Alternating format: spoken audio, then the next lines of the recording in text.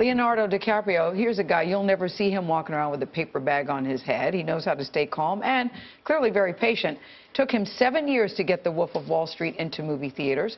He's up for 2 Oscars, one as a producer, the other for his portrayal of Jordan Belfort, that's the stockbroker who cheated investors out of millions. I have been a rich man and I have been a poor man, and I choose rich every time. What made you say, I want to play that guy?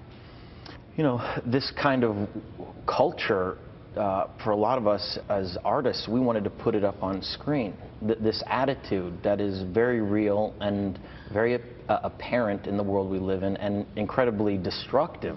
My name is Jordan Belfort. At the tender age of 22, I headed to the only place that befit my high-minded ambitions. Name of the game? Move the money from your client's pocket into your pocket. We knew that people were going to have a reaction to these people. Our question was, would people even go to a movie with Wall Street in the title? Because there was such a bad taste in people's mouths about this world. I want you to deal with your problems by becoming rich!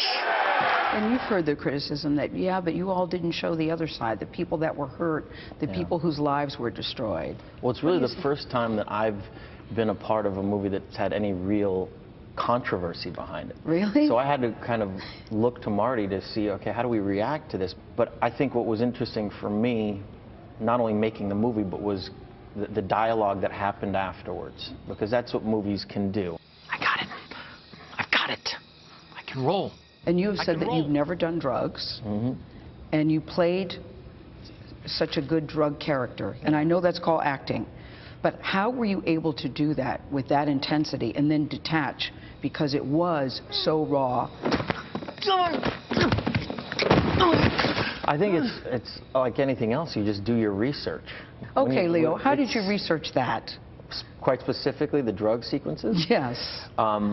Number one, I'd spent many months with Jordan Belfort, and then there was this other video that I watched obsessively called The Drunkest Man in the World that was on YouTube, where a guy was trying to get a beer and wouldn't stop. How were you able, listen, I haven't either ever done drugs, but how are you in Hollywood, how are you able to do that when it is so prevalent?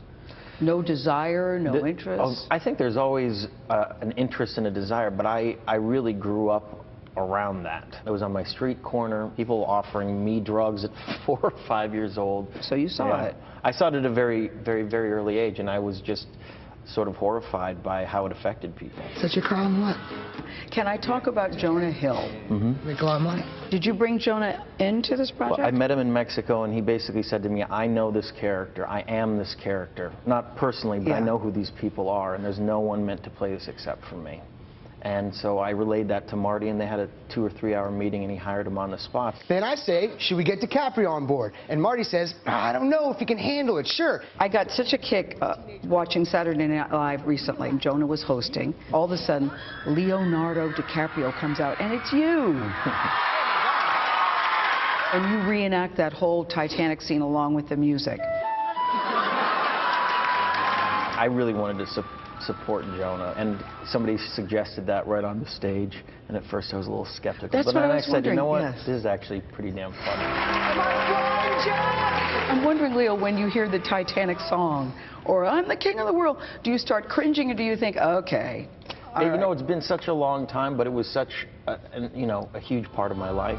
Flying. Yes. People maybe think I have a reaction to that film, but the truth is I'm incredibly proud of it, and not only that, the movie has really made me be in control of my career. Well, listen, I first met Leonardo DiCaprio.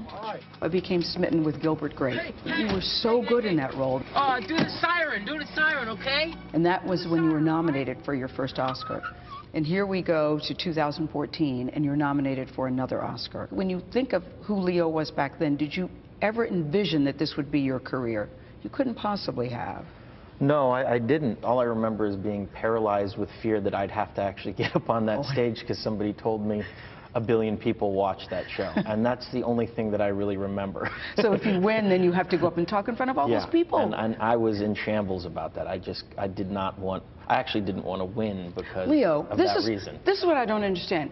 You guys are actors, so why can't you go up there and act like I'm a famous actor It is accepting an an award? entirely different I always process. marvel at that. You get takes. I mean, we can call cut. Yes, yes, You yes, know what I yes, mean? yes. That's the problem. There is no cut. Yes. I mean, I've had a lot more experience since then, but that was my memory. I read that when you were younger, it was suggested to you that you change your name to Lenny Williams. Is that true? I thought maybe that was one of those urban legend stories. No, it was true. Yeah, I think that I was a break dancer at the time, and I had this sort of step haircut.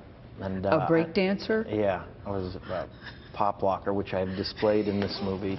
Yes. You know, there's a Yes, moment. yes. I saw that. I thought, I wonder who taught him to do that. You already knew how to do that. Yeah, that was all stuff that I did before I was an actor. So, yeah, I mean, they wanted me to change my name to Lenny Williams because they said it would sound less ethnic and I would be able to get more roles. And my dad said, don't you dare do that. Leonardo DiCaprio is such a great name. Last week was Valentine's Day, and I'm wondering what it takes to be Leonardo DiCaprio's Valentine. I'm not asking her name. I'm just asking what it takes, what you look for in a woman that makes you happy.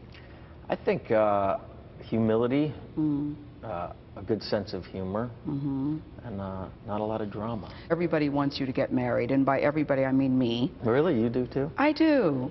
When you're ready, when you're ready. Is it something you even envision for yourself? I've read different things about how you feel about it. I'm curious. I mean, the truth is, it's going to happen when it's going to happen. And I you know, I'm just going to let it happen naturally. Do you need my help in I'm fixing all you up right. with anyone? Are you good? I'm good for now. What a surprise. Leo doesn't need my help fixing him up Yeah, with but people. I love the qualities that he's looking for. Yeah. Humility, a sense of humor. Yes. No drama. No drama, exactly. That's no the drama. thing. I think men everywhere Yeah. applaud you on that. And if Yeah. she makes her own clothes and plays the piano, that's a plus too. Yeah. That's what he likes, just a good old-fashioned girl. Yeah. But you know, it was interesting to me that his only dream back in the day was to make enough money to go to college, and he wanted to be a marine biologist. Yeah. And you know, his career got in the way, and here he is. So pulling for him. Don't you on find that Oscar a lot night. of these people like Leonardo, who is such an icon, when you simply sit down and talk to them, they're very interesting. Yes, yes. Because they really are, Charlie, as we all know, just people. The same issues and concerns and fears like everybody else. But he's great. Yeah. He's really Nicely great. done. Very nicely Thanks, done. thanks. Great interview.